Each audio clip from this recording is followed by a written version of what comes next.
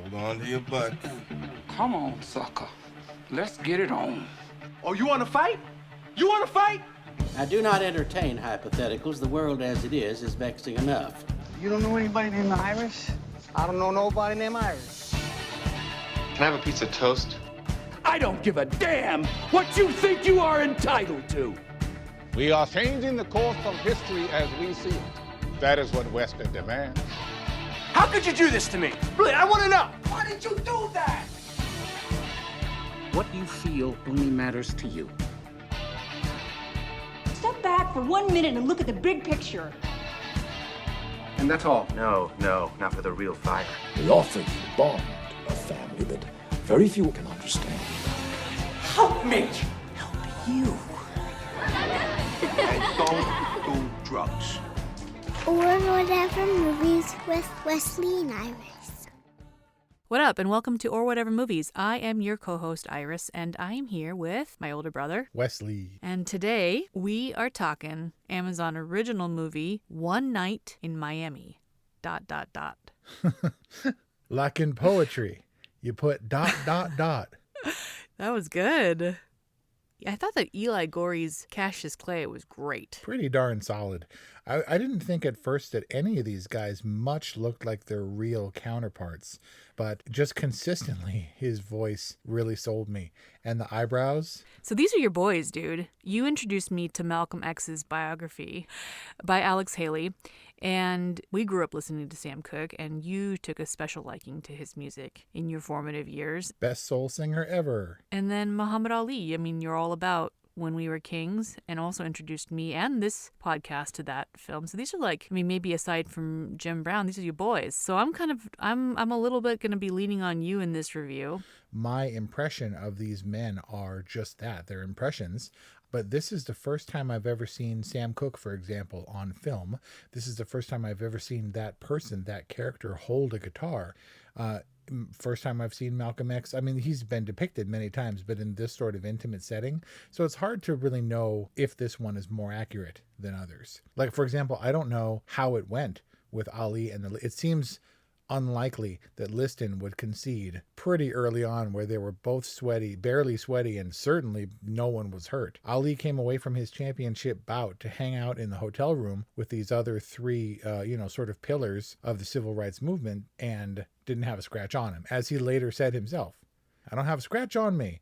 And he was looking pretty good for someone who just went through a title bout. No, so I have to clarify. When we met Muhammad Ali, he had just become the champion. And then through the course of the movie, he had another bout. And was that the bout which preceded the One Night in Miami? Because the timeline was strange. They were celebrating, in the worst after party ever, I might add, his title win in the Sonny Liston fight. But the first fight that we saw, where we were introduced to Muhammad Ali or Cassius Clay for the purposes of this movie, when he got knocked out, I wasn't sure exactly what was happening. It didn't look particularly grand and sweeping. It was seemingly devoid of score. Afterwards, we got that clunky light jazz, terrible, it seemed like a temp cue that really bugged me. But for a grand boxing spectacle, I felt like there was nobody present. It felt like a set. It didn't feel expansive or heroic. I mean, he was fighting in the something dome or Madison Square Garden or something. And it felt really small in scale. And obviously, based on a play, that should have been no surprise. And so I didn't know that it was based on a play. And then you get into the hotel room, and they've got the four walls, and that's the extent of their set, of their stage. And I was like, I get it now. This is why it feels that way. But Regina King, the director, she went out of her way to try to make it expansive. From championship bouts to, exteriors and liquor store runs. But wouldn't you say this movie still suffers that it's not fully utilizing the cinematic format? 100%. And it did feel very small. And frankly, I wasn't having a lot of fun up top. When they got into the hotel, the blocking felt so staged and phony. It almost would have been better if we sat these four guys down around a table, which they later did, and really try and milk any suspense or drama that comes from their conflict.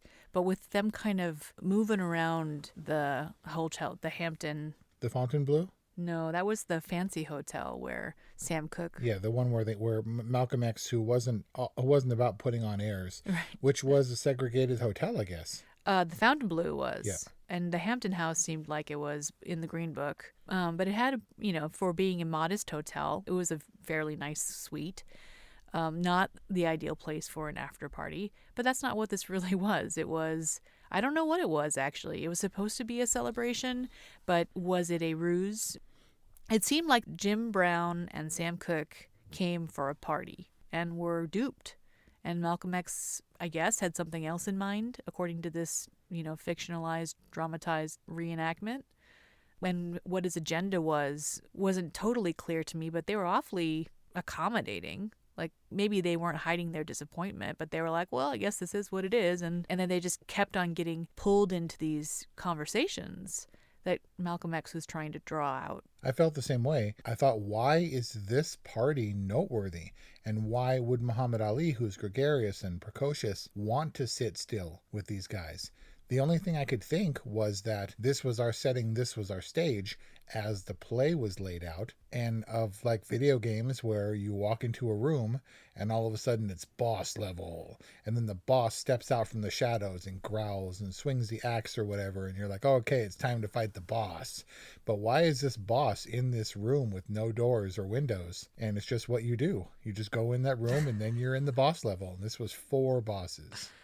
But Malcolm X is certainly in charge, and he's got his men outside the door, and he seems to have an agenda, and the other guys seem to be caught unawares. Malcolm X doesn't seem like a partier. As they said, he changed and became much more serious, but also I don't know that he has the opportunity. He was obviously scared the whole time and not exactly up for the party scene. So I guess if you're going to go to Malcolm's after your championship bout, which it's not a surprise, I guess, that Muhammad Ali did, or Cassius Clay because he was on the verge of joining the Nation of Islam, if you're like, I've heard about the Hollywood chapter of Scientology, where it originated, let's go hang out, it'll be a blast. And then they're like, are you sure you want to do this? Because it's not fun. The only thing I was doing there, I was not comparing the Muslim religion to that of Scientology, only to suggest that the Scientology has a very notable presence in Hollywood, but that compound is all quiet and they all wear muted gray and it's all really boring from what I can tell.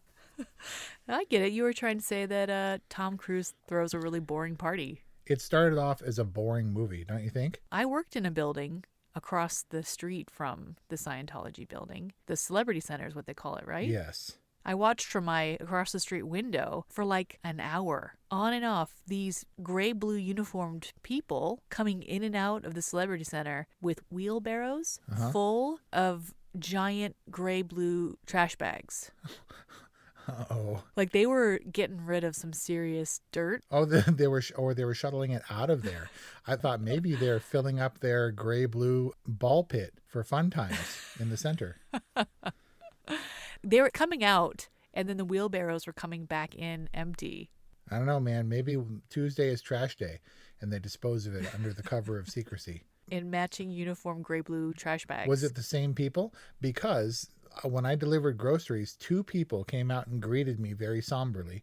They did not open the gate. They only opened the gate enough to receive the groceries, which they then took by the armful into the compound, presumably on the other side of the campus, set them down in a kitchen somewhere, and then came back to retrieve more. So I stood outside the gate safeguarding their groceries while they took them back a couple bags at a time over like a 10-minute period. Oh, really? You were just sitting there waiting for them to come back for another load? Well, typically I would bring it to a person's door and upon request take the groceries inside when I was working as a grocery delivery person.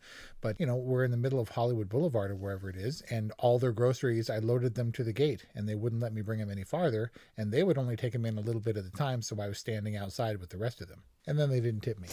Anyway. Oh, womp womp. This is back in the day when grocery delivery was like a thing. Yeah. This was like when Pink Dot was delivering groceries to like high profile, really wealthy celebrity types. Now it's like everybody gets their groceries delivered. I maintained there were only 3 types. There were the people who got a coupon and wanted to try it for the first time because it was cheap. There are the rich people who do it all the time because they either can't or won't go out to a grocery store. And then there's the sick people who need the help. Aww. Or the shut-ins. We digress. I felt like a lot of this movie was anticlimactic, especially up top. And starting, it was pretty ambitious to start on the Cassius Clay fight where he gets knocked out and then see him rise to prominence over whatever time jump that was. But they did their best, I guess. I mean, we weren't just in the hotel room. I feel like it wasn't a full adaptation to screen, but also, did Malcolm X recruit Cassius Clay to the Nation of Islam? I know that they were close associates and that Cassius Clay, his conversion had to, by virtue of the fact that Malcolm died 2 days later, although he announced it. He had his opportunity to back out, I guess, but he didn't embrace the Muhammad Ali moniker until after Malcolm X had died. So however he came to the doorstep of the Nation of Islam, or whatever Malcolm X's faction ended up being after he separated from Elijah Muhammad, I'm not really sure. I mean, maybe he was recruited. He's a very high-profile athlete with a mind of his own who is eloquent and speaks out. Wanted to do more, use his platform for good. What was Malcolm X's supposed agenda? On the surface, it was to celebrate what everyone assumed to be Cassius Clay's victory.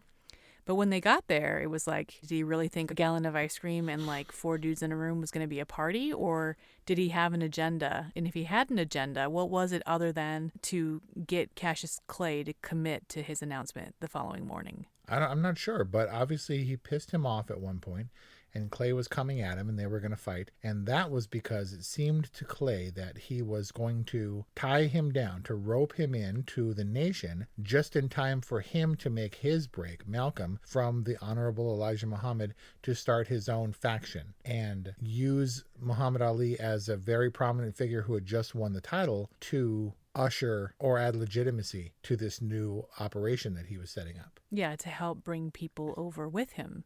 But the initial plan might have been just like when you have a #1 single at Christmas time and Elton John rings you and is like, come to my Christmas party. And you're like, Elton. And in this case, when they've been, had been friends before and you win the title bout, your spiritual advisor invites you to come on by. We got Jim Brown and Sam Cooke coming. You should come on over. This is really what rich, famous people do. They're like, you're rich and famous.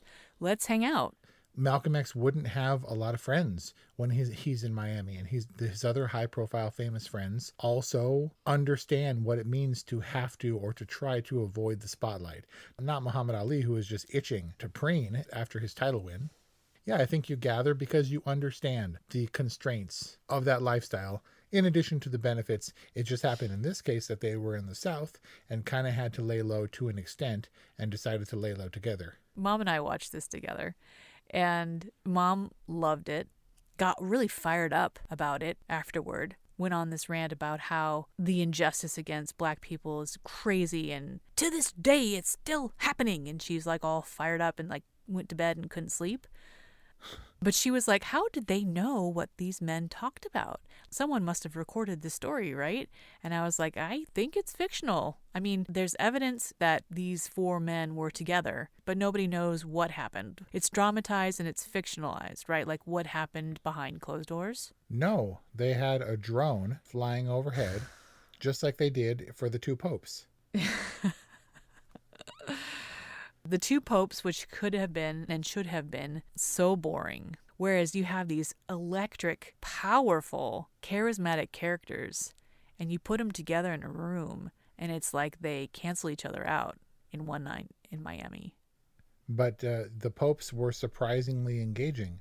Whereas this, I felt like they always kept me at arm's length. Malcolm X's, people criticized him for being militant. These guys joke about him being militant and his affected speech and stuff like that. But like, he's not a happy person in this film. Well, not that he should be, but he's upset. He's pushing people around, telling people what to do. Like, they were simply crushed by Malcolm X's negative energy. Well, I think that each in turn got their ability to demonstrate their displeasure with not only the situation, but their discontent. Even if Malcolm had to pull it out of them, each of them were discontent with their everyday lives. I don't think it was a coincidence that they were all struggling with what they were, kind of in the South. We got our glimpses of each of these 4 dudes, and for the principals, for Malcolm, Sam, and Cassius, I don't feel that the setups were necessary for me, but they were for Jim Brown, who I don't have really any basis of. I didn't know him as a football player or as an actor. The glimpses that we got showed how, yes, they are wealthy and they have everything, and people are delighted and shocked at the just to see them on the street, on their doorstep, or at the liquor store, or whatever. And, proud that I come from the same town, that you do. And I'll always be proud of that fact, but you can't come in my house, N-word. And that was so abrupt and shocking that I literally jumped. I was like, oh, wow. It was completely unexpected because Beau Bridges sucked you in with his adoration for Jim Brown. Was it genuine, his adoration, or was it some kind of weird, manipulative... I honestly think it's just, this person is great, but this person is separate. There was a clip floating around YouTube. It was like when you find out that the singer of your favorite song is black, and it was someone who sounded white, like Sam Cooke did in some instances. When he was with the Soul Stirrers and did his gospel thing, it was more soul music, whereas You Send Me and some of his hits were crossover hits, where some people could have mistaken him for a white person. And I don't recall what the song was, but you can see the visible frustration on the audience's faces, where they were like, I don't know if we should be singing along and loving this black person's music. I thought it was a white guy, and they're all bummed out. At the Copacabana, where Sam Cooke is already a legend and they're like dismissive toward him? Is that what you're talking about? Yeah. Well, I think they didn't like him, and that was juxtaposed with the scene in Cleveland or wherever he had the performance where he won the crowd over by sheer personality and presence. You're talking about in the flashback when Malcolm X first saw Sam Cooke perform live? Yes. That was in Chicago. So I think that they are tremendously successful and admired to a point, but it doesn't matter. No matter how great you are, no matter how famous, no matter how many yards you run, it's just who would think, you know that black people can't come in the house. That's ridiculous. Which is in and of itself the most ironic, the most ridiculous thing. It was completely shocking. And I didn't feel like we got a really good glimpse of these characters as people so much as we did the weight that was on them by the time they arrived at the hotel room. They each had their individual pressures, but I didn't get a full glimpse of the people themselves for the longest time, and that was frustrating. They were at a boring party, and it seemed like they were constrained when I wanted to know about them, but they were sort of carried along with this strange confusion and the strange ire that came from Malcolm at the very end of his life. As he was portrayed here, he was constantly hounded, ultra paranoid about white dudes outside of his hotel room because somebody had thrown torches through the windows of his home. Well, yeah. They're just sketches. They're characters of the real people. And in that way, I kind of finally came around. It was like the Breakfast Club. These people only came together because of a certain scenario. And each character in turn has their little outburst, their moment to shine. Except for Jim Brown, who was kind of like, oh, okay, let's keep it together, fellas. But Sam Cooke had his outburst. Muhammad Ali, had his moment. And certainly Malcolm was kind of presiding over the show and steering the conversation a lot of the time. But it got better. Sam Cooke's Bobby Womack story, in response to Malcolm X's allegations that he was just, what did he call him? He said he was a monkey dancing for the organ grinder to the white folks. Yep, the organ grinder rears its ugly head again. Resurfaces from Mank. We still don't know what that means.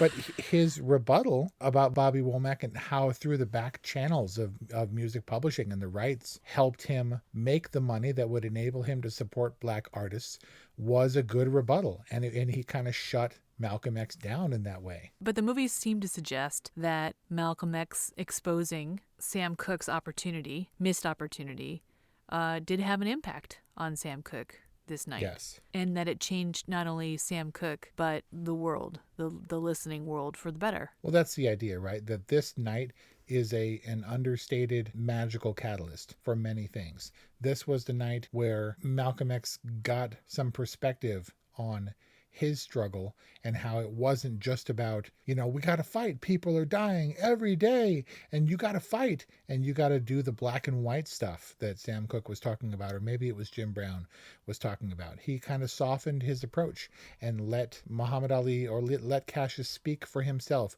All he wanted was Malcolm by his side. Sam Cooke decided to finally step up and write the civil rights anthem that he knew he had in him. Jim Brown is like, I don't care what you're saying. I'm going to pursue my thing because this is my truth. It was inferring that this one night was the cause of all of that, this connection. Did Jim Brown affect change through his acting career? I don't know, because I have no reference for Jim Brown. He wasn't really on my radar, so the splash he made must have been personal. I knew him by name only. Well, you know, acting's easier on the knees, so either way, it seems like he was better off. You know that painting, or it's not really a painting, it's like a cheesy wall hanging of Elvis Presley and James Dean and Marilyn Monroe and Marlon Brando all hanging out in the corner cafe playing pool? That thing has a name, right? They hang out in lots of different fictional settings, but yes, I know what you're talking about. Nighthawks. Something like that.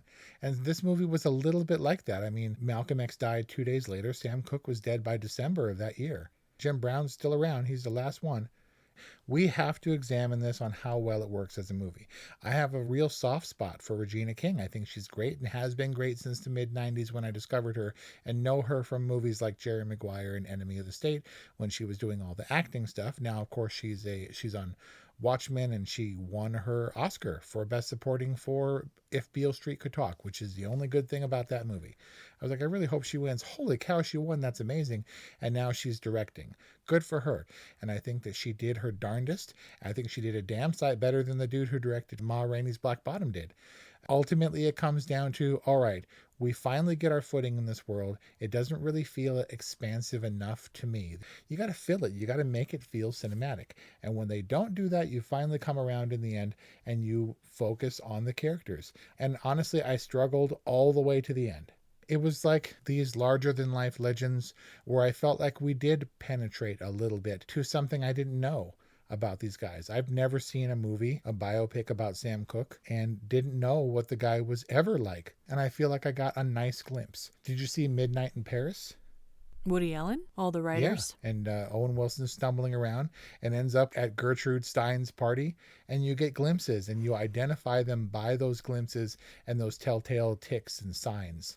Right? And you're like, there's Gertrude Stein. Well, how do you know? And there were all those hallmarks. Everybody had their little beats, I think. I'm not sure about Jim Brown, that made them readily identifiable. When celebrities float in and out of movies or make appearances, you know? You're like, do you know who that was? And you can tell by the jacket and the hairstyle or whatever. And we got a lot in Muhammad Ali's face. And I think that kid did a great job for a 22-year-old just coming into his own as the champion of the world. I thought the mannerisms were good. The voice was spot on. I think he looked enough like him to where I was really happy. Leslie Odom Jr. is maybe the only person who can play Sam Cooke convincingly. And still, when he opened his mouth, I was like, ooh, that's not quite Sam Cooke. You mean when he was singing? Because he was fabulous. He was fabulous, but he wasn't Sam Cooke. I mean, it's hard to look at Leslie Odom and not think of Aaron Burr. Like, it took me a good solid maybe hour before I could shake off his Aaron Burr smarminess and enjoy him as Sam Cooke. Hamilton is the only thing, in fact, that I know Leslie Odom Jr. for, so I can see what you're saying. I know him more by his voice, which is light and pristine and crystalline, but it doesn't have the soul, if you'll pardon that expression, of Sam Cooke. There's a little bit of grit, a little bit more pain and heart in Sam Cooke's voice that Leslie Odom doesn't have. He's very technically proficient, like Celine Dion, who I hear, and I'm like, oh, there's not an ounce of heart in there, but she's still technically brilliant. Maybe we should get some boxing experts to weigh in on Eli Gore's punch. Pretty rough. I mean, it was like Godfather level punching. I think at one point he reached out, he overextended just to be able to tap the dude on the nose with his glove. No wonder Ali wasn't hurt in those bouts. Maybe this wasn't Regina King's strong suit, was the boxing scenes, but she gave it her best go to tell the story and to carry it along.